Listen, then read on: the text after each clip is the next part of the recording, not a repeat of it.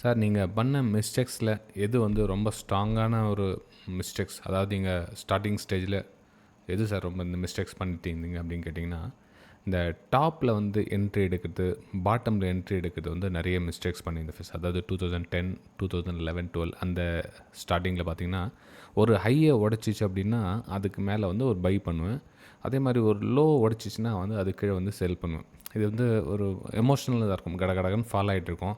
சரி இந்த இடத்துல வந்து நம்ம என்ட்ரி பண்ணிக்கலாம். அதே மாதிரி கடகடன்னு நல்லா மேலே பூம் ஆகிட்டு இருக்கும். அங்கே உடனே போயிட்டு டாப்பில் என்ட்ரி எடுத்துருவேன். அப்போ கரெக்ஷனுக்காக கீழே வசூல் என்னுடைய எஸ்எல் வந்து ட்ரிகர் ஆகும்.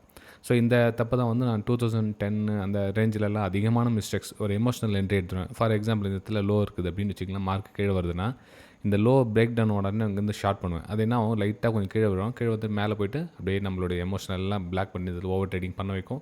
இல்லை நம்மளுடைய ஸ்டாப் லாஸ் இடிக்கும். இல்லை ஏதாச்சும் நமக்கு ஆப்போசிட்டாக நடக்கும். ஸோ என்னடா அது நம்ம வந்து இங்கே தான் சேல் பண்ணுமே, திரும்ப ரிவர்ஸ் ஆகிடுச்சு, அப்புறம் திரும்ப இங்கே பை பண்ணுறது, திரும்ப சேல் பண்ணுறது, இந்த மாதிரி எக்கச்சக்கமான மிஸ்டேக்ஸ் வந்து ஸ்டார்டிங்கில் பண்ணியிருந்தேன். இந்த மிஸ்டேக்ஸ் நீங்கள் ஒரு வேலை பண்ணிட்டு இருந்தீங்கன்னா இப்போ அதை ஸ்டாப் பண்ணுங்கள். புரிஞ்சுங்க, எப்போது இங்கே சேல் பண்ணுவாங்க ப்ராஃபிட் எங்கே புக் பண்ணுவாங்க, அதே மாதிரி தான் பாட்டமில் பை பண்ணுவாங்க, ப்ராஃபிட் எங்கே புக் பண்ணுவாங்க. ஸோ மற்றவங்களுடைய பார்வை, நம்ம விற்கிறோம் அப்படின்னா அவன் ஏன் வாங்குறான், சரி அவன் விற்கிறான்னா நம்ம ஏன் வாங்கணும், இதை கொஞ்சம் திங்க் பண்ணிங்கன்னாவே கொஞ்சம் ஸ்மார்ட்டாக உங்களால் அடுத்த லெவல் மூவ் பண்ண முடியும்.